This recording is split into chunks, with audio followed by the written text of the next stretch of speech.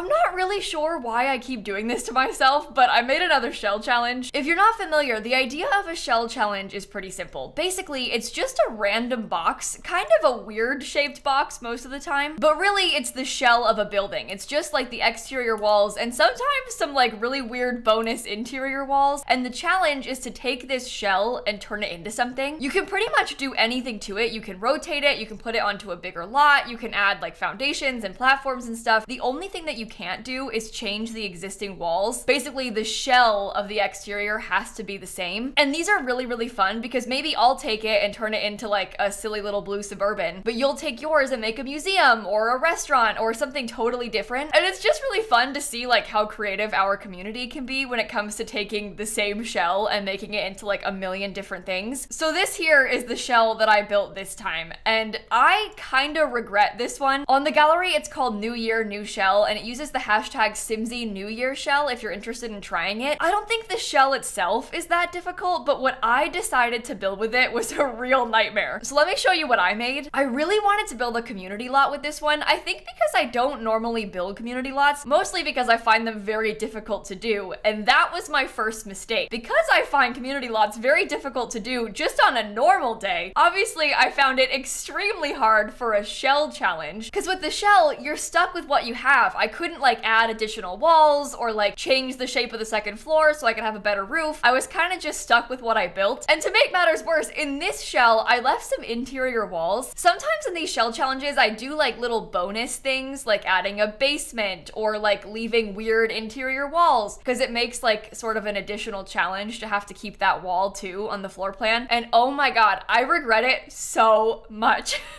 I guess this one wasn't so bad, but a lot of the walls that I added on the exterior really threw me off. So the whole first half of this build, I was so stressed out. I built this on my Twitch stream, so I was live the whole time, and me and my chat were like, this is the worst thing that has ever happened to us. I can't believe that we have put ourselves in this position. So what I'm actually trying to build, I realize it might be hard to tell right now. This is one of those trust the process kind of things, but what I'm actually trying to build is a cafe. We're on one of the lots in downtown Copperdale right now. That's the world that came with the high school pack. There's like a little 20 by 15 lot next to the other shops, and I wanted to build this here because I kind of had the idea that I wanted to make like a sort of teen hangout lot type. I really like how the high school pack sort of gives you more opportunities for things for the teens to do, and so I wanted to make like another lot, but I didn't want to do like a thrift store or like the boba shop or anything, because in my head I'm like, we already have one of those in this world. I don't need another one. So what else could I add? Like maybe a restaurant, or in this case, I decided to build a cafe. In case you didn't know, Get Together actually came with a cafe lot type, and it also has like a coffee bar station essentially. So when you come here, you can like order coffee and like a couple pastries at the bar. It's really cute. I will say it's kind of glitchy, but the same could be said for any of the community lots in The Sims 4. So like, what? It's not worse than restaurants, so it's fine, right? But the whole downstairs is kind of that cafe vibe. There's like the place where you buy your drinks, there's some tables and a couple lounge areas. And then upstairs, I wanted to use that as more hangout space. And so I ended up making it into like sort of an arcade area. It has like some funky lighting up there. There's a bunch of games tables. There's like the actual arcade machine from Get Together. So it's kind of a cool spot to have your Sims come hang out. They could like do their homework here. I put some computers and laptops down so you could like study or write or something. It's also kind of a cute spot to come on a date. Building this kind of made me realize that I really should make more community lots. I also just kind of want more stuff for teens specifically. So I need to make more of an effort to build that kind of thing in the future, because I really do like this stuff. I find it so intimidating to build community lots. I know I always say this, but I think it's because in real life, a lot of the times the kind of cutesy cafes that I look at for inspiration,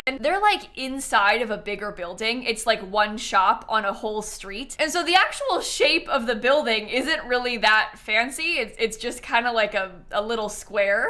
It's like just one storefront attached to like 8 others. And you can't really do that in The Sims. You can definitely build something like that and then pretend that it functions the way that it would in real life. But in The Sims, usually a community lot like this that's sort of standalone and bigger is like better for gameplay. And so I just kind of have a hard time like combining those two things, like how I want it to look in my head and also like how it should look in The Sims. And so I just kind of struggle. This one is also a bit more of a modern shape, which is also not really like my favorite thing in the world, but I think that I managed to pull it off pretty well. I used a lot of pink in here. I've been kind of in like a big pink phase recently. I'm so sorry. I keep posting these like pink builds on on my YouTube channel. But ever since the pastel pop kit came out, it's like ignited something. I love it. And I keep using all of those swatches. This one has more of like a pink and teal kind of thing going on. The outside has like some pink accent walls and some teal brick. The whole thing was kind of inspired by this one specific table. I found this patio table from the backyard stuff pack and I was like obsessed with the little stripes on it. It's kind of like blue, pink, and yellow. And so I used that as the whole color scheme for the whole building. And after I placed those tables, that's when I started feeling less stressed. Like when I was building the exterior of this, I was like, I hate this build. I don't know what it's gonna look like. This is so hard. Why did I do this?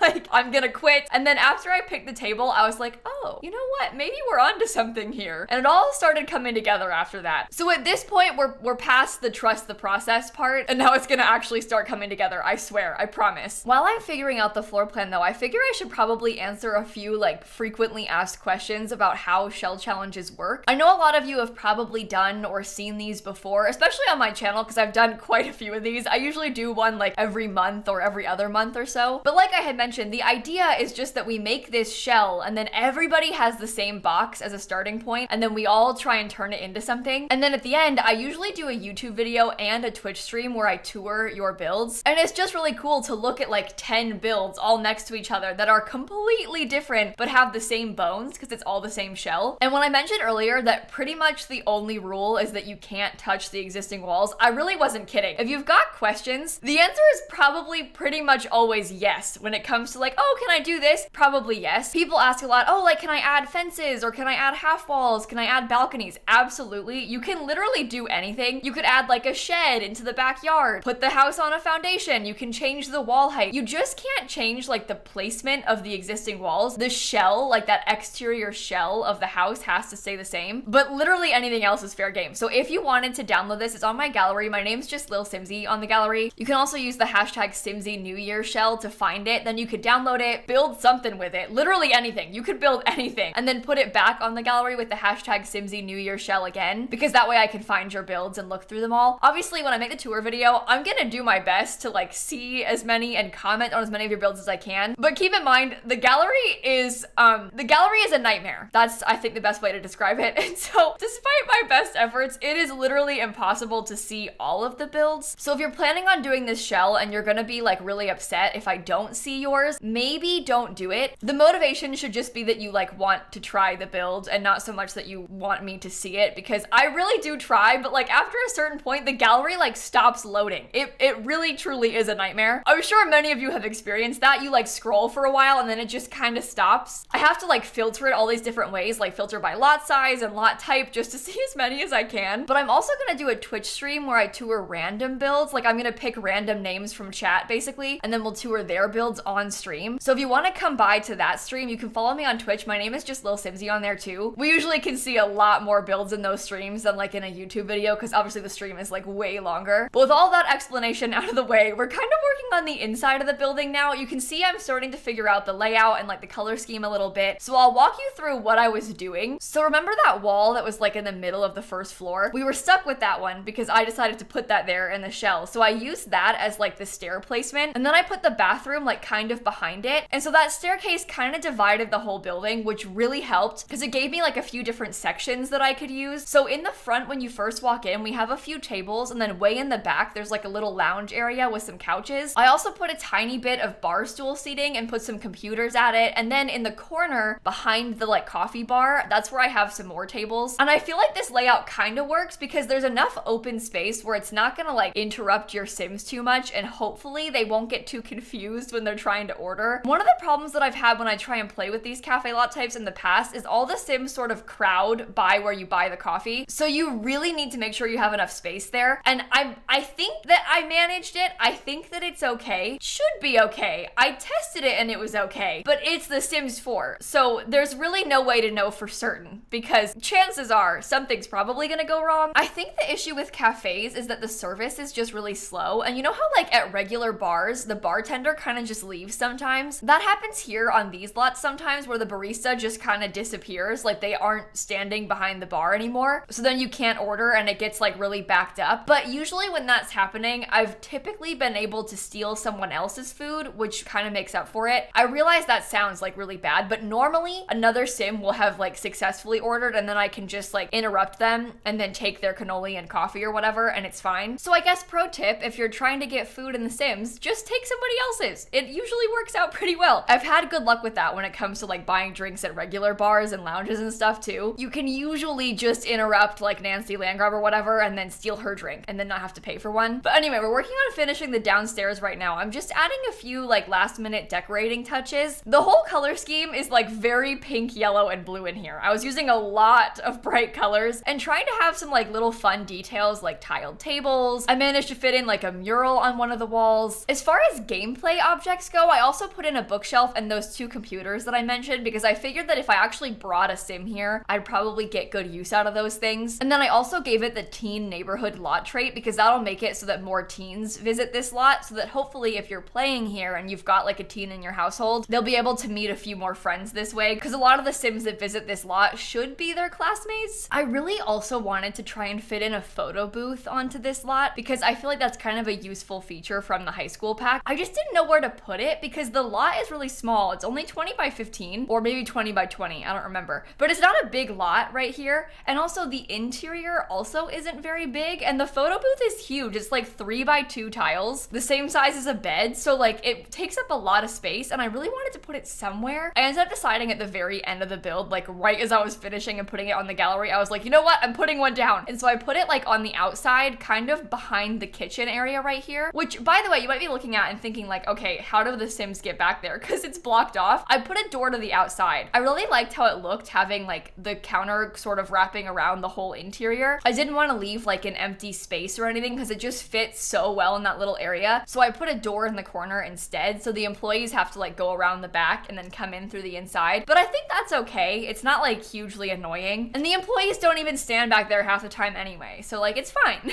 Who's gonna know? I also put a few decorations. Like I put up some cute coffee mugs and like some little cakes and stuff around on this counter. And I got to use that like bright teal color of the coffee maker and things, which I don't think I've ever used before when building a cafe. Although I will say I haven't built that many cafes in my time. I don't really build this lot type very often. I've built a couple. I can think of at least one that I built in the last year, but that's not really that many considering I've probably built like 200 houses in the last year. So by comparison, I never build cafes. I've actually been thinking about this kind of thing a lot recently because I've been thinking like, what other lots do I never ever try and build, and like, should I try to do one for a video? And the art center, I honestly cannot remember a single art center that I've built recently. I can't think of any. That's the lot type that came with City Living. It's kind of like a museum, but it's got more of a focus on skill building a little bit. So it has like gallery aspects to it like the museum does, but it also has like a requirement for like music stuff and for like the woodworking table and things. And that's actually a really useful lot. It's nice to have that sort of thing. You can kind of treat it like a community center or something and then go there for like skill building. You could have the kids go and use like the kids drawing tables there. You could even put like the science tables in there if you wanted to. I feel like that just serves a really nice like functional purpose for like actual gameplay. And so I probably should build one of those soon. That and a karaoke bar. I don't really use the City Living lots very often. I guess because when I think about wanting to build with that pack, I think about apartments and I don't think about the other 2 lot types that came with it. So we should give it a shot. Anyway, I'm furnishing the upstairs now, that like sort of arcade area. It's really small up here, and annoyingly, I'm stuck with a little tiny wall that I left as part of the shell challenge, but I ended up turning the wall into like a pillar, which I think kind of helps. It also helps to divide up the space. And then up here, I put the games table. We have like a Simmy's vending machine. There's a ping pong table. There's like some music and some little beanbag chairs and stuff. And then I changed all of the lighting in game to be like very pink, so it looks really cool. I also used this kind of horrible carpet. You'll see it change in a second. It's kind of bad. I think it's my least favorite carpet in the whole game, and I placed it there as a joke, but then when I sort of looked at it more, I was like, you know what? This is kind of fun. And when else can you ever use that carpet? Like, it's never ever gonna find a better place than this. This is like a funky teenage arcade hangout space with like hot pink lights and arcade machines. This is the one spot where it kind of works, and so I used it. Is it weird? Yeah, maybe a little, but it's kind of fun. And so I ended up keeping it there, and then that's pretty much the entire building. It's not really huge. There isn't a lot going on here. In the end, it's got 2 bathrooms. It's got a spot for you to buy food and drinks. It's got all the game machines. So functionally, it feels like a pretty good spot for gameplay, but that's the entire build. So now I want to pop back into the game and show you like a real tour of it, because I know it's sort of hard to see when it's spinning around so fast. So as a quick reminder, this is the original shell that we started with that we could not change. It's got some kind of weird parts, especially the back. I really don't like this part, but I ended up rotating it around. So this was the front of ours. I built this in Copperdale, which is the world that came with the high school pack, and I placed it up here in the little downtown area. There's originally a starter home on this lot, but I bulldozed it to replace it with a community lot instead. And this is what the finished product looks like. Now, I must warn you, the lighting on this lot is horrible. Like in the evening, it sucks. In the nighttime, it sucks. In the morning, it looks like the nighttime. Like you just can't win. But I did my best. On the outside, we have a couple little outdoor tables. I also put some really cute like hanging pink lights. Those are kind of framing both sides. I made this little sign, which by the way, I custom placed, and it took me so long. It was so irritating because it kept trying to snap to everything, but I think it looks okay right there. But it kind of just walks straight up to the front from there. We have like a little planter box and stuff. Around the back, I put that photo booth I was talking about, and this is the door that takes you to the employee area. I think it looks okay. It's not like super noticeable either, so it's kind of nice there. In the very, very back, this is weird. The whole thing was very hard for me to figure out what to do with, but I ended up putting like a little tiny back patio with another table. We've got another sign. I put this mural on the second floor and kind of hid it up there, and I really like how it looks. It kind of matches the color scheme too. And I made use of a couple little green spots on the roof, so we have like some plants up here, and on the very top of the roof there's like a little glass section and also some plants up here. I think it makes the flat roof look a little bit more interesting. When you actually come inside, the front door walks you in right here, and then there's like a little clock and kind of a cute tile table. We have a couple seats here, some bar seating with some computers. There's like a little bookshelf that I added some decor pieces into, and then we have, I think, my favorite area, this little like living room section. I love how this table is kind of overhanging on the couch. I think it looks really, really cool. And then back here, we've got the actual spot where you buy the coffee. So the employees will come through this door and stand back here, and then you can like order your drinks and stuff. There's some more tables over here. I really like this wallpaper with like the little ice cream thingy. I kind of used that ice cream thingy as like a theme. I even put an ice cream machine from Cool Kitchen, but I don't know if anybody's gonna actually use that, but it is there if you want it. And then we've got one little bathroom downstairs, nothing too fancy, it's just a toilet. I really like how the stairs look with like kind of the ombre that's happening on them because of the lights upstairs, because upstairs it's all pink and the lighting is kind of like cascading down the stairs. But anyway, upstairs there's a second bathroom right here and like a little balcony space. I put a laptop there so your Sims could do their workout here. This is the Simmy vending machine. Enter at your own risk because you may get squished. This is like a little cards table. Your Sims can play Don't Wake the Llama, that little board game here. It's kind of like Jenga. We also have an arcade machine you can play video games on, and the ping pong table. And then I added a few like little chairs and things so you can sit around. There's even like a lava lamp. There's some cute like LED lights. I really, really like it up here. But that's kind of the whole space. It's not a huge building. I don't really love how it fits in with the world, but I did my best with the shell that I had, and I think I'm proud of how it turned out. If you want to try this too and attempt the shell challenge yourselves, you can get the shell off my gallery, and then make sure you post it with hashtag Simsie New Year Shell when you're done so that I can see it. There's already loads on the gallery as well if you want to go scroll through and look at them. It's just really fun to see how different they all are. Like this person made a post-apocalyptic home. There's restaurants, there's like Oasis Spring style houses. The gallery's not loading anymore, so I can't show you more because it won't scroll. We can wait. I can wait. Oh, there we go. Oh, no, never mind. Okay, well, you get the point. The shell challenges are fun.